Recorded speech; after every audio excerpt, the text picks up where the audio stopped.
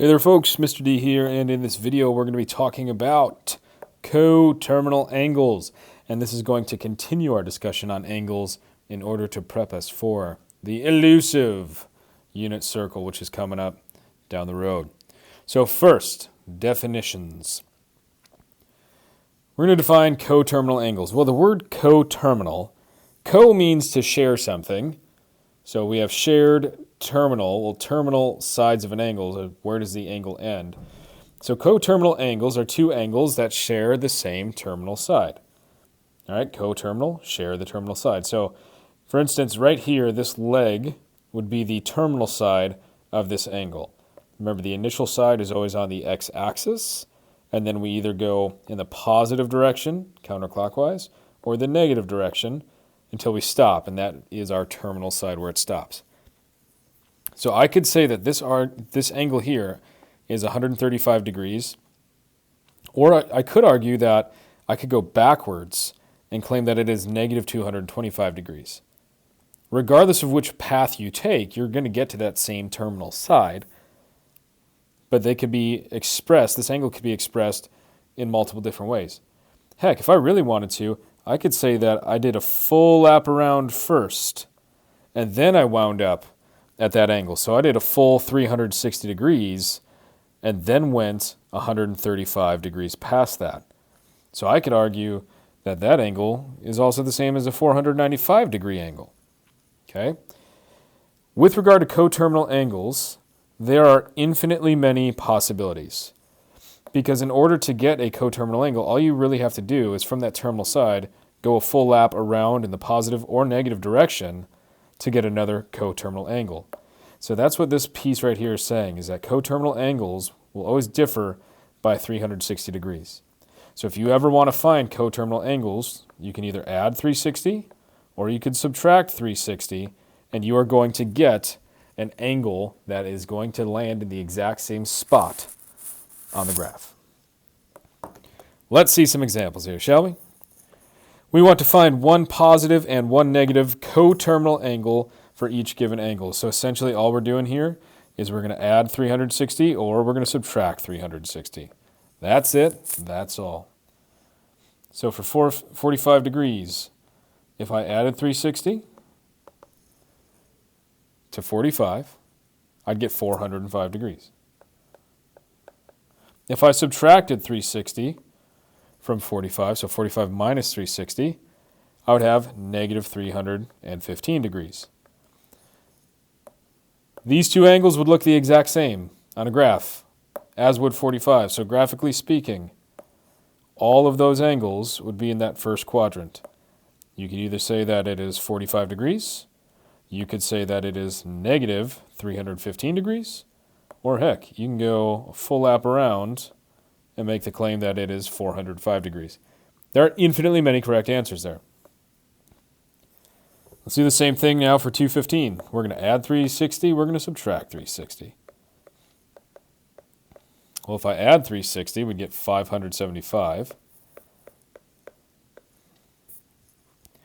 And if we subtract 360, I'm going to cheat here and use a calc, we get negative 145. Let's do the same thing here with 10. We're going to add 360, we're going to take away 360. Again, when we do that, we're really just taking away one lap around that graph. So if I think of this as a graph, 360 degrees, whether it's a positive or negative direction, is just adding on or taking away one lap around. So I'd get 350 degrees, whoopsies, 350 degrees, or negative 370 degrees. Again, those two would be coterminal. Now, when we're dealing with these, we typically like to find positive coterminal angles, so positive meaning greater than 0, and it's less than 360. The reason for that, the reason why we like to have our angle, I'll use theta, we want it to be bigger than 0, but smaller, I guess smaller or equal to 360. The reason why we like that is it only requires us to memorize the location of our quadrantal angles. Quadrantal angles are angles that separate the quadrants. So 0, 90, 180, 270, and then we could argue 360 as well. So we'll have numbers that are maybe too big. So we need to shave off a lap or a rotation, meaning we have to take away 360, as would be the case here for number 2. We might have scenarios in which our angle is negative and we need to add 360, as is the case here. Okay, so let's see.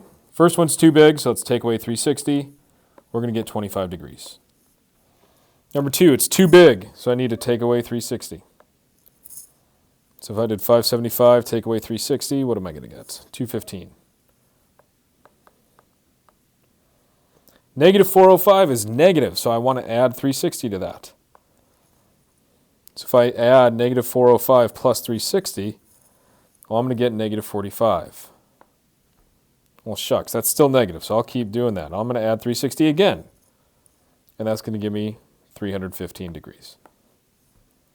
So when we're finding coterminal angles, we want to try our best to add or subtract 360 degrees. Again, that's just taking one lap away or tacking one lap forward. And we want our theta value, our angle, to be bigger than 0, meaning positive, but smaller or equal to 360, so that way we only have to memorize kind of one lap around. Now, if we have an angle measure that's gargantuan, say, 12,427 degrees, we could sit here and subtract 360 over and over and over again. Because I'm not going to lie to you. On a graph, I have no idea where this thing is going to land. Zero clue.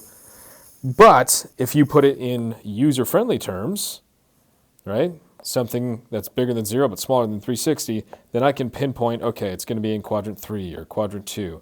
I can pinpoint exactly where it's going to land. All right, let's do a little find the one that doesn't belong. We want to know which of the following angles is not coterminal to the other 3. So my suggestion to you is to write all of these angles between 0 and 360. As soon as you do that, it's going to be pretty easy to figure out which one stands out. So negative 315. That's negative. I want it to be positive, so I need to add 360 to that. If I add 360 to that, I'm going to get 45 degrees. 315, 45, those work. 405, let's see, that's too big, so I need to take away 360 from there. So 405 minus 360, that's going to give me 45 degrees. So which one doesn't belong? 315. Let's do the same thing here for number 2. I'm going to put all of these somewhere in that range between 0 and 360. So 300 is good. Negative 60. Oof, I don't like negatives, so I'll add 360 to that. We'll get 300 degrees there. 60 is good. Negative 420. Not too thrilled there. If I add 360 to that, I get negative 60. Still negative, though. If I add 360 to that, I'll get 300. So the one that doesn't belong now is that 60 degrees. Ooh, 750, that's too big. So I'm going to take away 360 degrees. And that's still going to be too big. So I'll take away 360 degrees again. So really I'm taking away 720 degrees. So I took away 360 twice. So that's going to result in a 30-degree angle. So instead of visualizing a 750-degree angle, which is hard, I'm going to visualize a 30-degree angle, which is easier. 30 degree, that's in the range that we want. Negative 330. Let's see, this is too far negative, so I'm going to add 360 there. That's going to give me a positive 30 degrees. Negative 540. Not too thrilled with negative, so I'm going to add 360 to that. I'll get negative 180. So I need to add 360 again. So again, I'm really adding 720. And I'll get 180 when I do that. So which one doesn't belong? This guy right there. All right, onward we go. We're going to tie together kind of what we've discussed in recent problem sets with this little exit slip process, okay? Number 1, a periodic function goes through 5 complete cycles in 4 minutes. What is the period of the function? Period of the function means what is the length of one cycle? Well, if we get 5 cycles in 4 minutes, and I want to know how long for just one, well, that would be 4/5 of a minute. 4/5 of a minute, well, let's see, a minute's 60 seconds. So 4/5 of 60 would be 48 seconds. Again, we did 4/5 times 60 there. The period of a periodic function is 8 seconds, so one cycle takes 8 seconds. How many cycles does it go through in 30 seconds? So I've got one cycle, 8 seconds. How many cycles for 30 seconds? Well, if you want to, you just cross multiply, or do 30 divided by 8. You get the same thing. We'd have 3.75 cycles. Next, which graph is not a periodic function? So in order to be periodic, you need to be able to highlight part of the graph and see that pattern repeat over and over. So it looks like number 1 does. Number 2 doesn't really look like it because those graphs go on forever and ever. So I'm leaning towards number 2. Let me just check here with graph number 3. Yeah, it looks like that repeats over. So number 2 is not periodic. Number 4, the amplitude of a periodic function is 2.5 and its minimum value is 0. What is the max? So again, anytime I see these, I like to visualize my minimum, my midline, my max. They tell me the minimum is 0, and then they also tell me the amplitude is 2.5. So that means my midline would be 2.5, and my max would be 5. Next, an amusement park has a Ferris wheel that models the following periodic behavior.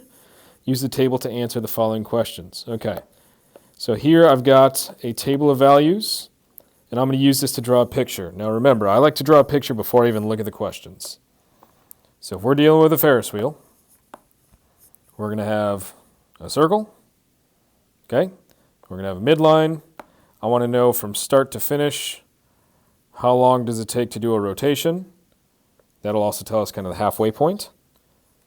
We want to know the minimum height, the maximum height. So let's see what this table gives us. All right, it looks like it takes 40 seconds to get back to where it started. So it takes 40 seconds, which means this would be 20 seconds, which means this over here is 10 seconds, and this would be 30. Now let's look at the height. Looks like the low point is 0, high point is 200. So let's go ahead and plot that out. This is 0, this is 200, which leads me to believe that middle is 100. All right, let's see what they're asking. How long does it take for one full rotation? 40 seconds. Nope, minutes. Look at me having the wrong units. What is the diameter of the Ferris wheel? So from bottom to top, that is 200 feet. So 200 feet. What is the equation of midline? We got y equals 100. How far are you off the ground after 70 minutes? Well, one lap around is 40. And this would be 50, 60, 70. So at 70, I'm at 100 feet.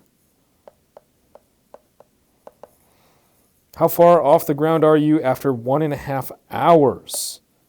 Well, that's 90 minutes. Let's see. There's 40 minutes. Another lap around is 80 minutes. So 90 minutes puts me right here. We're at 100 feet.